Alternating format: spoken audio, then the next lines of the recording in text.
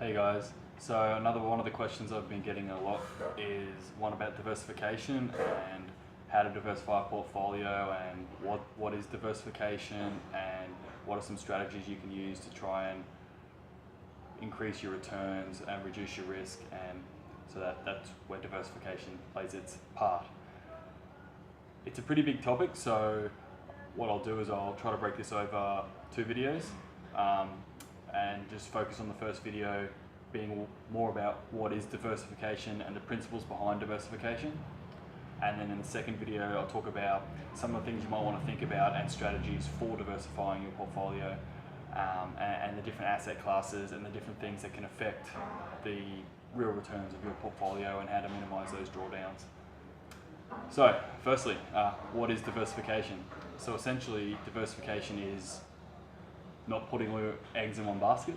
You're just really trying to reduce the risk of your portfolio and reduce those drawdowns. So a drawdown being where you have a large price decline in your portfolio, so that might be 10, 20, 30%.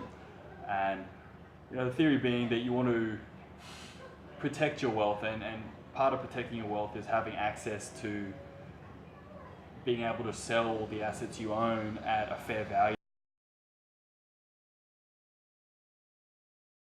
So in that sense, diversification can help with divesting a portfolio and the timing at which you can divest your portfolio. So if you have, 5 or 6 different investments and some are going up and some are flat and some are down, that you get a more stable return on your investments over time, which allows you to, when you need to access your capital or sell off an investment, to potentially sell the investments that are maybe a little bit overvalued or gone up a little bit recently, and hold on to the ones that you think are really good value at today's prices and you don't want to sell because you think they're undervalued. The principle behind diversification is that different asset classes will perform differently at different times, and it doesn't matter whether you're in bonds or property or stocks. There's different fundamentals moving those markets, so as a result you will find that some tend to trend up at different times and produce better cash flows at different times. So if you have 5 or 6 different positions in different asset classes, you can get more stability in your portfolio returns, as well as reduce those downturns. And one of the big reasons why you want to reduce those downturns or drawdowns is because that's the most emotional part of investing, in the sense that it's very difficult to put your hard-earned money into an investment and then see it fall by 10, 20, 30, 40%. And those sort of falls are fairly common across most asset classes, whether that's property, bonds, or stocks. And whilst bonds and property and stocks have differing volatilities, in the sense that stocks tend to be a little bit more volatile because they're further down the risk spectrum, but there's still a lot of volatility in bonds, especially in a real sense, and there's still a lot of volatility in property. It's more stable over time. Particularly rental returns in property tend to be more stable because they're very mature markets, and there's a large supply and demand for those asset classes.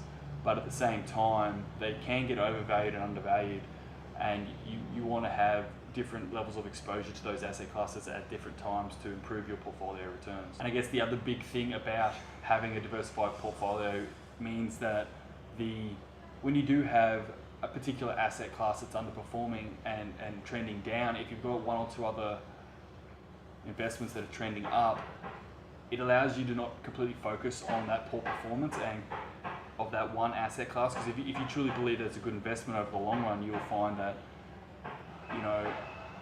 it's best to hang on to those undervalued assets. If anything, buy more of them if you've got a real fundamental view that it's good value and it's just temporarily undervalued for some temporary reason.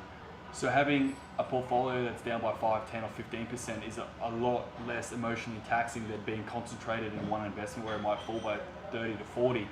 And as a result, you may feel that pressure to sell, because the pain of having that drawdown can be quite extreme.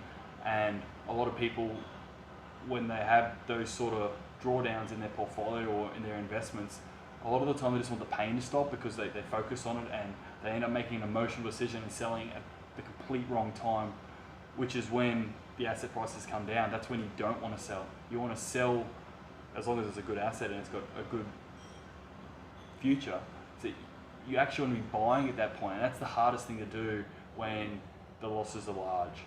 And I mean, if you're taking on debt and or margin, is that you may even be forced out of an asset class or be forced out of an investment because of that drawdown. And so yeah, having a slightly diversified portfolio will help both improve your investing and the emotional roller coaster of investing. All right, well that sort of explains the basics of what diversification is, but I'll talk more about how you can go about diversification in the next video and how to look at the different asset classes that you can possibly diversify across. Okay, see you in the next video.